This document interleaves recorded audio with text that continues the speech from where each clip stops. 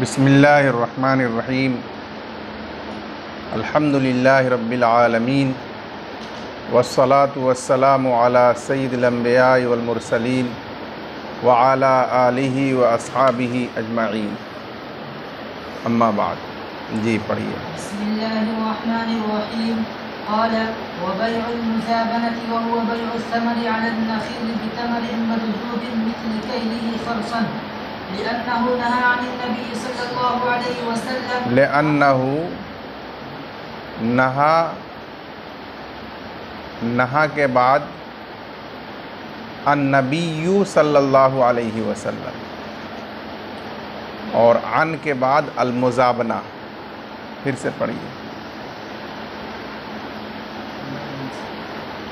लिअन्नहु नहा अनिन नबी सल्लल्लाहु अलैहि वसल्लम कैसे होगा? आपकी किताब में लिखा हुआ है अनिन नबी सल्लल्लाहु अलैहि वसल्लम। नबी अकरम सल्लल्लाहु अलैहि वसल्लम से मना किया, ये कैसे सही होगा? लिअन्नहु अलैहि सलातु वस्सलाम नहा अनिल मुज़ाबना। जो लिखा हुआ है उसको देख के पढ़िए।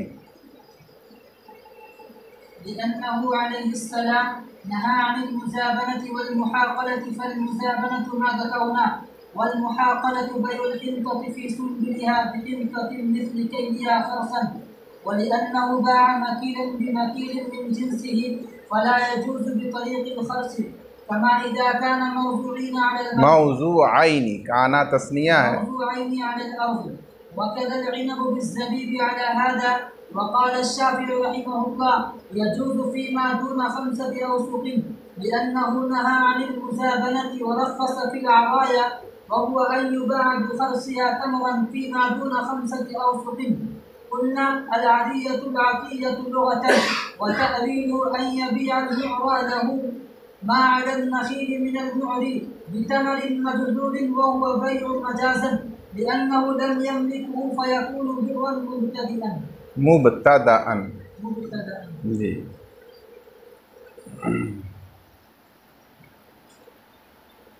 इस इबारत में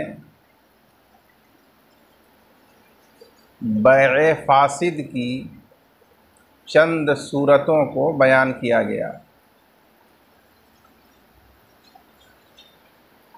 पहली सूरत यह है कि दरख्त पर लगे हुए फलों का अंदाज़ा किया जाए कि ये दरख्त पर लगे हुए फल कितने होंगे। मिसाल के तौर पर अंदाज़ा लगाने के माहिरीन ने अंदाज़ा लगाया कि ये 2 क्विंटल होंगे। अब उसी जिन्स के टूटे हुए 2 क्विंटल फल दरख्त के मालिक को दिए जाएं और उनके एवज़ में दरख्त पर लगे हुए फलों को ख़रीद लिया जाए। मिसाल के तौर पर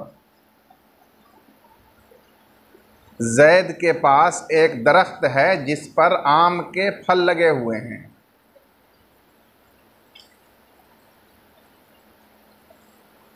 अब अल्ताफ़ चाहता है दरख्त पर उन लगे हुए फलों को अपने टूटे हुए फलों के एवज़ में ख़रीदना। चुनांचे ये फल का अंदाज़ा लगाने वाले माहिरीन से अंदाज़ा लगवाता है, तो उन्होंने बताया कि इस दरख्त पर 2 कुंटल फल होंगे। लिहाजा अल्ताफ़ ने उस दरख्त पर लगे हुए 2 कुंटल फलों को, आमों को ख़रीदा अपने पास टूटे हुए मौजूद 2 कुंटल आमों के एवज़ में, और ज़ैद ने उसको बेच दिया, कबूल कर लिया। तो ये बै फासिद है इह्तिमाल रिबा की वजह से, इसलिए कि जब फल की जिन्स को उसी जिन्स के एवज़ में बेचा जाए तो उस सूरत में दोनों के दरमियान बराबरी मुहक्कक होना कैल के ज़रिए या वज़न के ज़रिए ज़रूरी है। तखमीना या अंदाज़े से बेचा जाए तो कमी बेशी का एहतमाल मौजूद है, जिससे रिबा का एहतमाल होगा। और जिस तरह रिबा की हकीकत ममनू है उसी तरह रिबा का एहतमाल भी शुबहा भी ममनू है, इसलिए यह बै नाजायज़ होगी। और इसको बैउल मुज़ाबना कहा जाता है। बैउल मुज़ाबना कहने की वजह यह है कि मुज़ाबना ज़बनुन से बाब मुफ़ालत का मसदर है, जिसके माने हैं एक दूसरे को धक्का देना, दफ़ा करना। चूँकि बाद में इस बै के अंदर उमूमन निज़ा पैदा होता है, जब उन फलों को तोड़ने के बाद अंदाज़े के वो ख़िलाफ़ निकले तो फिर उस सूरत में निज़ा होगा। तो इस निज़ा की वजह से आपस में एक दूसरे का दफ़ा करना, एक दूसरे को रद्द करना मुतहक्क़क़ होगा। इसी मुनासिबत से इसका नाम बैउल मुज़ाबना रखा गया।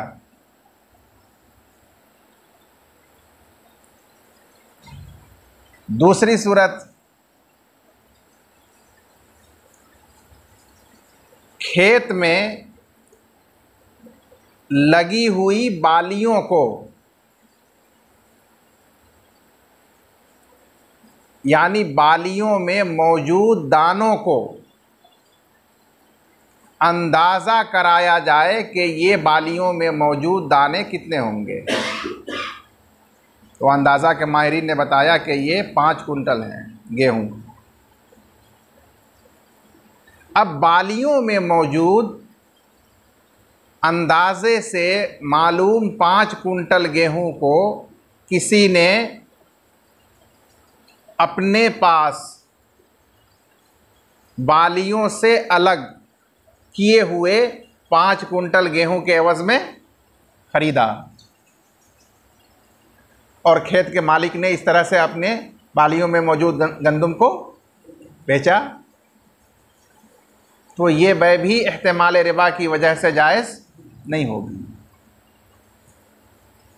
इसलिए कि गेहूं को गेहूं के एवज़ में, अनाज को उसकी जिन्स के एवज़ में जब बेचा जाए तो दोनों एवज़ में बराबरी मुहक्कक होना, यानी साबित होना कैल के ज़रिए ज़रूरी होता है।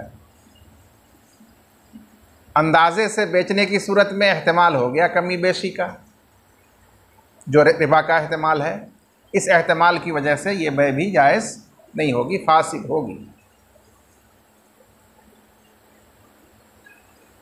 इसी तरह से अंगूर के बाग में अंगूर की बेलों पर मौजूद अंगूरों का अंदाज़ा लगाया गया, तो अंदाज़ा के माहिरीन ने बतलाया कि ये 1 कुंटल है। तो अब किसी ख़रीदार ने 1 कुंटल किशमिश के एवज़ में, जो कि उसके पास मौजूद सूखा हुआ अंगूर ही कहलाता है किशमिश, वो मौजूद है, उसके एवज़ में उसने इन ताज़ा अंगूरों को जो बालियों जो लत्तियों में लगे हुए हैं उनको ख़रीद लिया, तो ये बै भी जायज़ नहीं है, फासिद है। इसलिए कि इसके अंदर भी रिबा का एहतमाल मौजूद है। जैसा कि अगर दोनों एवज़ एक ही जिन्स का टूटा हुआ ज़मीन पर रखा हो। इधर भी आमों का एक ढेर है और इधर भी आमों का एक ढेर है, इधर भी गेहूं का एक ढेर है, इधर भी गेहूं का एक ढेर है। एक तरफ अंगूर का ढेर है, एक तरफ किशमिश का ढेर है, और उस एक ढेर को उसी जिन्स के दूसरे ढेर के एवज में बेच दिया जाए तो ये बै भी नाजायज़ है एहतिमाल रिबा की वजह से। तो अगर एक एवज दरख्त पर या बालियों में अभी लगा हुआ हो या लत्तियों में लगा हुआ हो और दूसरा एवज टूटा हुआ हो तो उस सूरत में बदरज औला बै जायज़ नहीं होगी। और तमाम सूरतों में वजह एक ही है कि इसमें रिबा का एहतमाल है, लिहाजा ये बै फासिद होगी। और हदीस शरीफ में अल्लाह के रसूल सल्लल्लाहु अलैहि वसल्लम ने इसी वजह से मना फरमाया है बैउल मुज़ाबना से और बैउल मुहाक़ला से। मुहाक़ला हक़लुन से बाब मफ़ालत है, बैअ मुहाक़ला से भी मना किया गया है। उस मुमानात की वजह यही एहतिमालुर रिबा है। ये अहनाफ का मसलक है। हज़रत इमाम शाफ़िई रहमतुल्लाह अलैह और हज़रत इमाम अहमद इब्ने हम्बल रहमतुल्लाह अलैह का मसलक ये है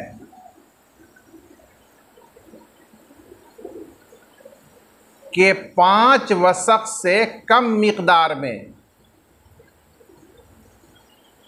अगर बैउल मुज़ाबना की जाए, यानी दरख्त पर लगे हुए फलों का अंदाज़ा जब किया गया तो उसकी मिक़दार 5 वसक़ से कम है, 4 वसक़ है, और उस 4 वसक़ को टूटे हुए उसी जिन्स के 4 वसक़ फलों के एवज़ में बेचा जाए तो ये बै इमाम शाफ़िई और इमाम अहमद इब्न हम्बल रहमतुल्लाह अलैह के नज़दीक जायज़ होगी। 5 वसक़ से ज़्यादा में ये बै की सूरत इख्तियार की जाए तब नाजायज़ होगी। और 5 वसक़ में इमाम शाफ़िई रहमतुल्लाह अलैह के दोनों अक़वाल हैं।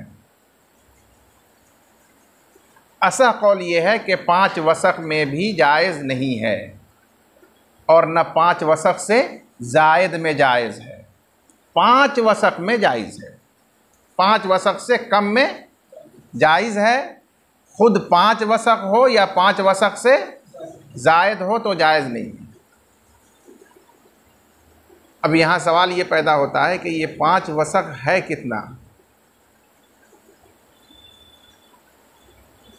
एक वसक़ 60 सा का होता है,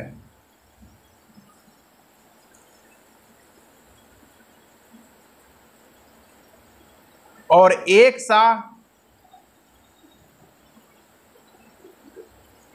3 किलो 300 कुछ ग्राम का होता है। 3 किलो 33 ग्राम या 30 ग्राम तकरीबन। तो इस एतबार से एक वसक़ तकरीबन कुछ कमोबेश पूरे 2 क्विंटल होंगे। तो 5 वसक़ तकरीबन 10 कुंटल कुछ कम। तो ये 10 कुंटल 5 वसक़ की मिक़दार है तकरीबन।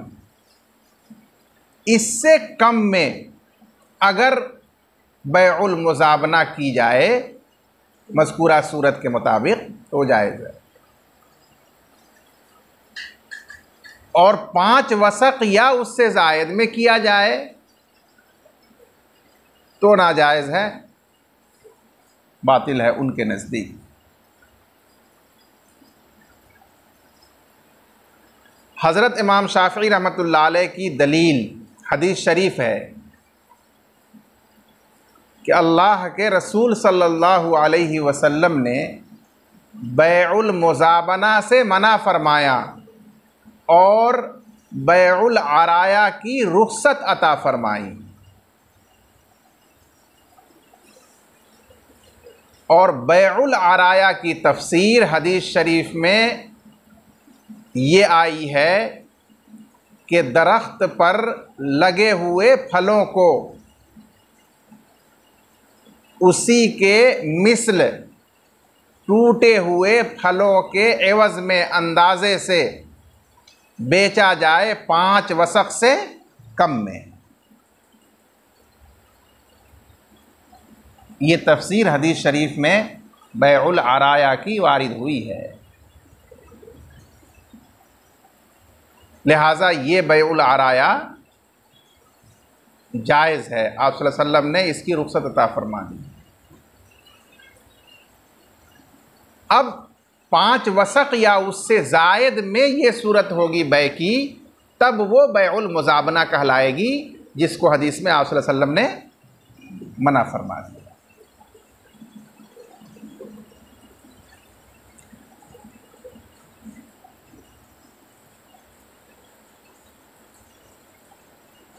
ये तो हदीस शरीफ में वारिद अल्फाज के मुताबिक तफसीर की गई बैउल अराया की।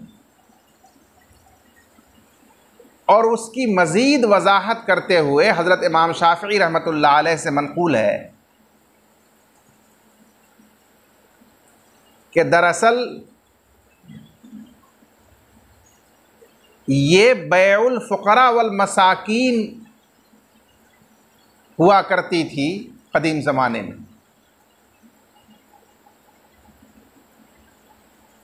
जब बाग में ताज़ा फलों का मौसम आता था, ताज़ा खजूरों का, और वो हज़रात जिनके पास बाग और दरख्त नहीं होते थे, फ़ुक़रा और मसाकीन में से होते थे, अलबत्ता उनके पास खजूरें कुछ हुआ करती थीं, खुश्क खजूरें जिसको हम छुहारा कहते हैं। अब ये हजरात भी चाहते थे कि हम रुतब ताज़ा फल, ताज़ा खजूर खाएं, तो ये अपने पास मौजूद छुहारों के एवज़ में एक आध दरख्त पर लगे हुए फलों को खरीदते थे। चुनांचे ये पहले उस पर लगे हुए फलों का किसी माहिर से अंदाज़ा कराते थे और फिर अंदाज़े से उतना ही छुहारे दे देते थे और उसके एवज़ में उन लगे हुए फलों को वो ख़रीद लेते थे। और जूं जूं वो पकता था उसमें से तोड़कर लाकर फिर ताज़ा खजूरें ये भी खाते थे। चूँकि ये ज़रूरत 5 वसक़ से कम में पूरी हो जाती थी, इसलिए आप सल्लल्लाहु अलैहि वसल्लम ने 5 वसक़ से कम ही की इजाज़त दी, रुख़्सत दी, ज़रूरत की वजह से। 5 वसक़ या उससे ज़ायद में कोई ज़रूरत इस तरह से तखमीना और अंदाज़ा करके बै करने की नहीं थी, इसलिए आपने उसकी मुमानात फरमाई और वही है बैउल मुज़ाबना का मिस्दाक़।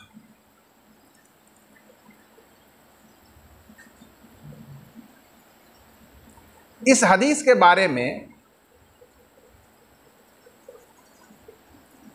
अहनाफ ने ये फरमाया कि ये बात बिल्कुल सही है कि आप सल्लल्लाहु अलैहि वसल्लम ने बैउल अराया की रुख्सत दी, लेकिन बैउल अराया की वो तफसीर जो हदीस में वारिद हुई और जिसको इमाम शाफ़ी रहमतुल्लाह अलैह ने इख्तियार किया वो तफसीर सही नहीं है।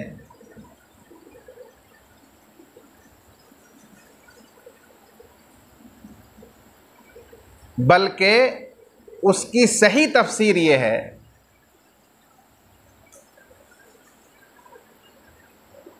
कि बाग का मालिक अपने बाग के एकाद दरख्त को अतिया के तौर पर अपने किसी दोस्त को या किसी फ़कीर को दिया करता था कि तुम इस दरख्त के फलों को इस्तेमाल कर लेना।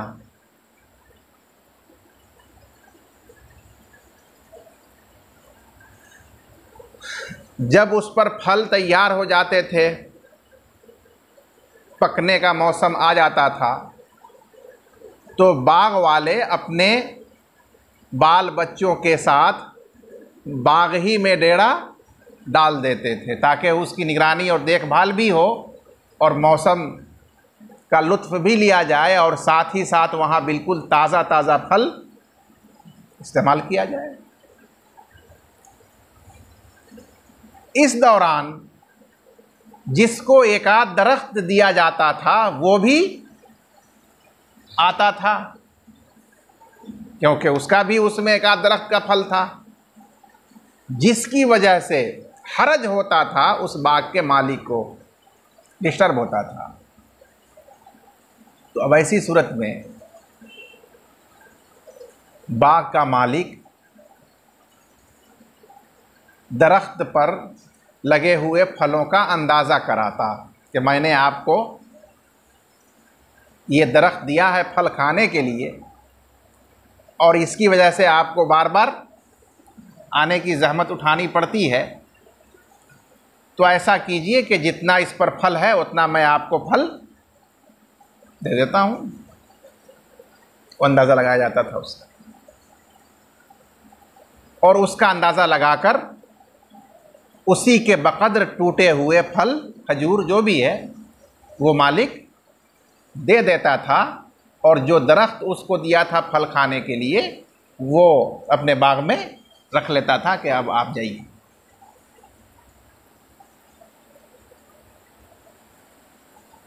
चूँकि इसमें दो वजह से शुबहा हो सकता था, खटक हो सकती थी। एक तो ये कि बज़ाहिर वादा खिलाफ़ी है कि दरख्त दिया है उसको फल खाने के लिए और अब बजाय दरख्तों का फल देने के गिरा हुआ टूटा हुआ फल उसको दे रहा है, तो ये वादा खिलाफ़ी है।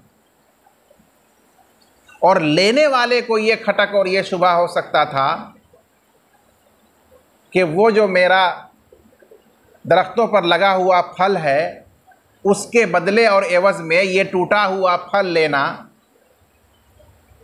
बतौर एवज़ और बदल के मेरे लिए इसलिए जायज़ नहीं है कि मैं तो उसका मालिक ही नहीं हूँ, तो फिर उसका एवज़ और उसका बदल लेना मेरे लिए किस हक़ से जायज़ होगा। ये दोनों शुबहा और खटक लेने और देने वाले को हो सकता था। तो आप सल्लल्लाहु अलैहि वसल्लम ने फरमाया कि ये शुबहा और ये खटक मोतबर नहीं है, ये तरीक़ा जायज़ है। क्यों जायज़ है? इसलिए कि पहले जब उसको फल खाने के लिए दरख्त दिया तो वहाँ तो अभी कब्ज़ा दिलाना सादिक़ नहीं आया, वो दरअसल हिबा था, और हिबा में जब तक कब्ज़ा ना हो जाए उस वक्त तक लेने वाला मालिक नहीं होता। इसलिए वो लेने वाला अभी मालिक ही नहीं था, क्योंकि उसने उस पर कब्ज़ा नहीं किया, बस उसका मालिक बाग ही वाला था। अब बाग वाले ने जब देखा कि हमारी और उसकी दोनों की मसलहत अब फल दे देने में ही है, तो उसने अपने पहले वाले हिबा को मौकूफ़ करके और उसके बदले में एक दूसरा हिबा उसको ये किया कि टूटा हुआ फल ही उसको दे दिया। तो हकीकत में ये दूसरा नया हिबा है पहले वाले हिबा की जगह में, पहले वाले हिबा के बदले में। यहाँ कोई बै हकीकतन मौजूद नहीं है, क्योंकि वो लेने वाला तो उस बाग या उस दरख्त या उसके फलों का मालिक ही नहीं हुआ है। लेकिन चूंकि सूरतन तबादला पाया गया है माल का माल के एवज, क्योंकि सूरतन दे देने के बाद उस दरख्त के फलों का वो मालिक समझा जा रहा है, हकीकतन नहीं है सूरतन, और उसको छोड़कर उसके बदले में उसने टूटा हुआ लिया है, तो सूरतन चूँकि तबादला मौजूद है, इस वजह से मजाजन इसको हदीस में बैउल अराया कह दिया गया, वरना हकीकत में ये बै नहीं है, ये जदीद हिबा है कदीम हिबा के बदले में। आपने उसकी रुख्सत दी। और 5 वसक़ से कम का जो जिक्र आया है वो बयाने वाक़या के लिए आया है कि चूँकि उमूमन एक दरख्त या 2 दरख्त के ऊपर जो फल होता है वो 5 वसक़ से कम ही होता है, वरना 5 वसक़ या उससे ज़्यादा भी हो तो इस तरह से किया जा सकता है। बस हदीस में जो जिक्र आया 5 वसक़ से कम का, वो क़ैद एहतराज़ी नहीं है, वो इत्तिफ़ाक़ी है। ये सही तफसीर और उसकी ताबीर है। लिहाजा बैए मुज़ाबना से मुमानात अलल इत्लाक़ है कि वाक़यतन जहाँ पर दरख्त के फलों का एक आदमी मालिक हो और दूसरा आदमी अपने टूटे हुए फलों के एवज़ में अंदाज़े से उसको ख़रीद रहा हो, तो चाहे वो कलील में हो या कसीर में हो, मुतलक़न वो बैउल मुज़ाबना है और उससे मना कर दिया गया है। और बैउल अराया की जो रुख्सत दी गई है वो दर हकीकत बै है ही नहीं, वो तो जदीद हिबा है। और रुख्सत इसलिए इस्तेमाल किया गया है कि उसमें 2 एतबार से खटक हो सकता था, शुबा हो सकता था। आपने फरमाया कि वो शुबा सही नहीं है, रुख्सत है, इजाज़त है इसकी। और 5 वसक़ से कम का जिक्र इत्तिफ़ाक़न है, यह हनाफ के नज़दीक इसका मतलब है।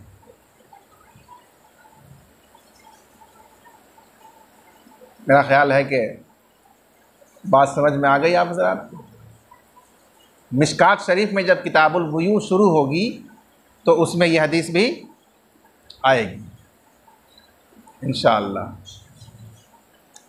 हाला जी,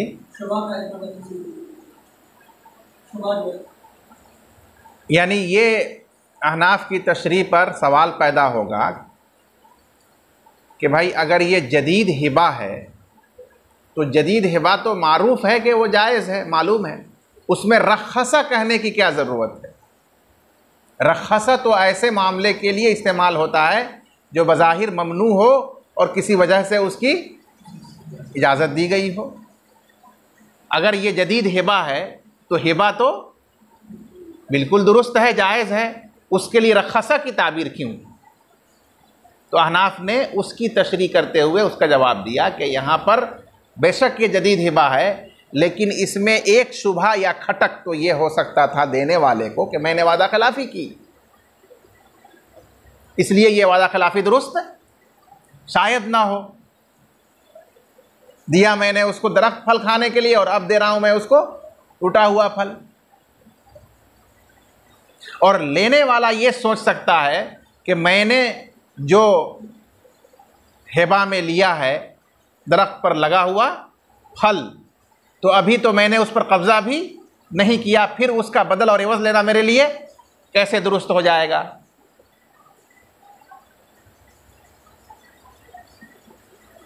इस वजह से आपने फरमाया कि ये जो वादा खिलाफ़ी का शुबहा हो रहा है या लेने वाले को लेने में शुबहा हो रहा है, तो ये शुबहा सही नहीं है, इसकी इजाज़त और रुख्सत है, क्योंकि ये जदीद हिबा है और जदीद हिबा में दोनों की मसलहत है। इस देने वाले की भी अपनी मसलहत है इसमें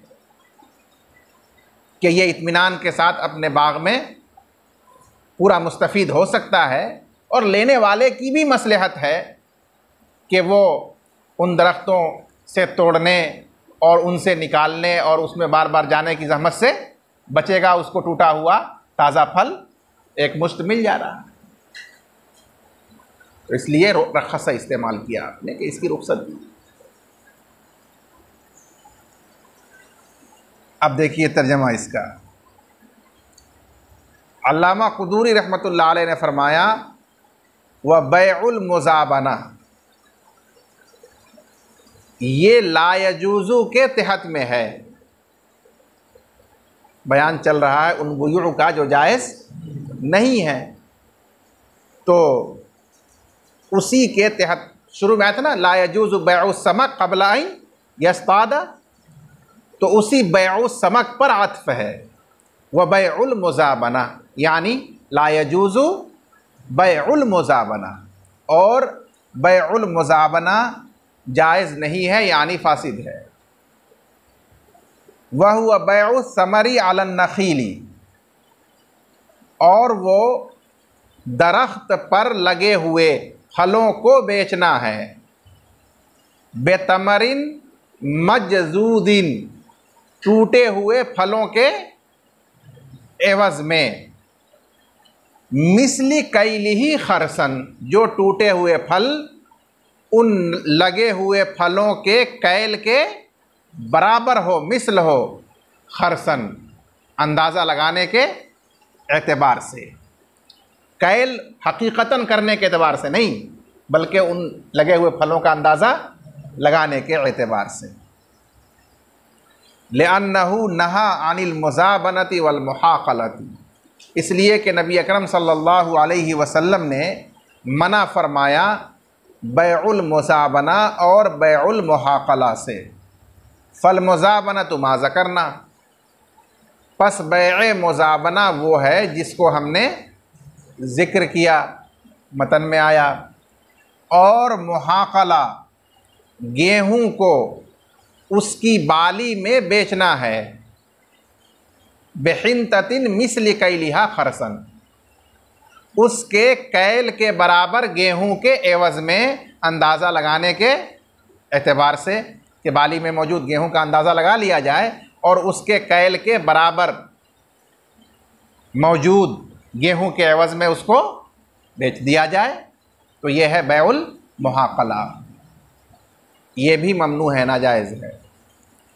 वलिअन्नहु बाअ मकीलन बेमकीलिन मिन जिन्सिही फला यजूज़ु बेतरीक़िल खर्स, और इसलिए कि उसने एक मकील चीज़ को उसी की जिन्स की दूसरी मकील चीज़ के एवज़ में बेचा है, लिहाजा ये तखमीना और अंदाज़ा के तरीक़े से जायज़ नहीं है। नीचे लिखा है लिएहतिमालिर रिबा, रिबा के एहतमाल की वजह से।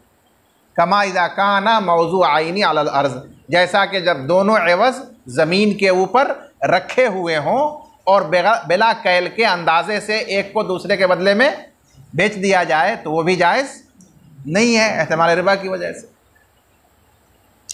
वक़ज़ल इनबु बिज़्ज़बीबि अला हाज़ा, और इसी तरह अंगूर को यानी बेलों में लगे हुए अंगूर को बेचना उसी के कैल के मिसल किशमिश के एवज़ में अंदाज़ा करने के एतबार से। अला हाज़ा इसी बुनियाद पर कि वो भी नाजायज़ है, इसी बुनियाद पर कि उसमें एहतमाल रिबा है। अगर वो दोनों ज़मीन पर रखे हुए हों तो भी जायज़ नहीं, उसी तरह अंगूर अगर बेलों में लगे हुए हों तो भी जायज़ नहीं। और इसी तरह अंगूरों की बै किशमिश के एवज़ में, अला हाज़ा इसी बिना पर।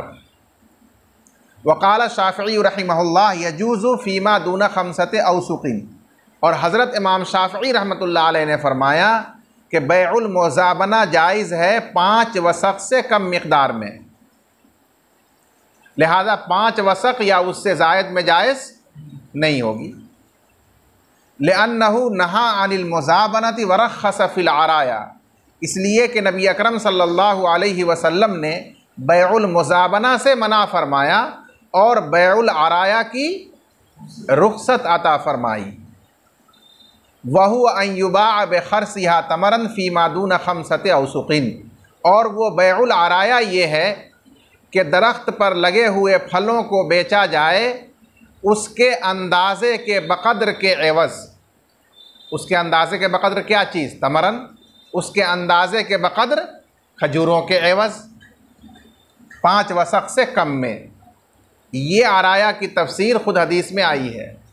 हमारे नज़दीक ये तफसीर किसी रावी ने की है और ये तफसीर जो किसी रावी ने की है इस पर मजाजन बै का इतलाक़ किया गया है, वरना हकीकत में ये तफसीर मुराद नहीं है। हकीकत में वो एक जदीद हिबा की सूरत होती है। कुलना, हमने कहा अल आरियतु अल अतियतु लुगतन, कि आरिया लुगत में अतिया को कहते हैं, यानी हिबा को, उसी की जमा है आराया। और उसकी सही तफसीर लुग़वी माना के मुताबिक ये है कि मोरा लहू जिसको वो अतिया दिया गया, मोरा लहू बेचे, मा अलन नखील दरख्त पर मौजूद फलों को, मिनल मोरी अतिया देने वाले से, बेतमरिन मजजूजिन टूटे हुए खजूरों के एवज़ में। और ये मजाजन यानी सूरतन बै है, हकीकतन बै नहीं है। लिअन्नहु लम यमलिकहु, इसलिए कि वो लेने वाला शख्स उसका मालिक नहीं हुआ कब्ज़ा न करने की वजह से, तो लिहाजा उसकी तरफ से ये बै हकीकतन हो ही नहीं सकती है, क्योंकि वो ममलूक ही नहीं है उसका। फिर ये क्या है, फ़यकून बिर्रन मुब्तदान, बस ये जदीद हिबा होगा। बिर्रन से मुराद हिबा, नेकी, यानी नेकी से मुराद यहाँ हिबा है, बस ये जदीद हिबा होगा। जी। वला यजूज़ु बैउ बिइल्क़ाइल हजरि वल मुलामसति वल मुनाबज़ति वहादिही बुयूअन कानत फ़िल जाहिलिय्या वहुवा अन यतआवज़ रजुलान अला सिलअतिन अन यतसावमान फ़इज़ा लमसहा अल-मुश्तरी औ नबज़हा इलैहि अल-बाइअ औ वज़अ अल-मुश्तरी अलैहा हसातन लज़िम अल-बैअ फ़ल-अव्वलु बैउ अल-मुलामसति वत्थानी बैउ अल-मुनाबज़ति वत्थालिथु इल्क़ाउ अल-हजरि वक़द नहा नबी सल्लल्लाहु अलैहि वसल्लम अन बैइल मुलामसति वल मुनाबज़ति वलिअन्न फ़ीहि तारीक़न बिल ख़तर। इस इबारत में बैअ फासिद की 3 सूरतें मज़ीद बयान की गई। पहली सूरत ये है कि ज़माने जाहिलियत में बै का एक ख़ास तरीक़ा ये राइज था कि बाए अपने सामान को बेचने के लिए दाम काम किसी गाहक से करता था, भाव ताव करता था, और उसका भाव, उसका दाम मुकर्रर हो जाने के बाद गाहक जब उसे ले लेना चाहता था इस तौर पर कि बाय मुकर न सके, तो वो एक कंकरी लेकर उस सामान के ऊपर रख देता था। जब वो कंकरी उसके ऊपर उठाकर रख देता था तो अब ये बै लाजिम हो जाती थी, अब बाय उससे मुकर नहीं सकता, बै लाजिम हो जाती थी, उसको कोई उसके बाद इख्तियार नहीं हुआ करता। दूसरी सूरत, ज़माने जाहिलियत में बै का एक ख़ास तरीक़ा ये भी राइज था कि बाय अपने सामान को बेचने के लिए उसका दाम काम गाहक से करता था, और एक दाम और एक भाव पर गाहक का और बाय का जब इत्तेफाक हो जाता था तो मुश्तरी गाहक उस सामान पर अपना हाथ रख देता था, उसको छू देता था, ताकि अब इसके बाद बाय इस बै से मुकर न सके, लाजिम हो जाए। चुनांचे उसके छू देने के बाद, हाथ रख देने के बाद अब बै लाजिम हो जाती थी। अब दूसरे को नहीं बेच सकता, दूसरे से उसका भाव नहीं कर सकता, और उसमें कोई बाय का इख्तियार अब नहीं चलता था।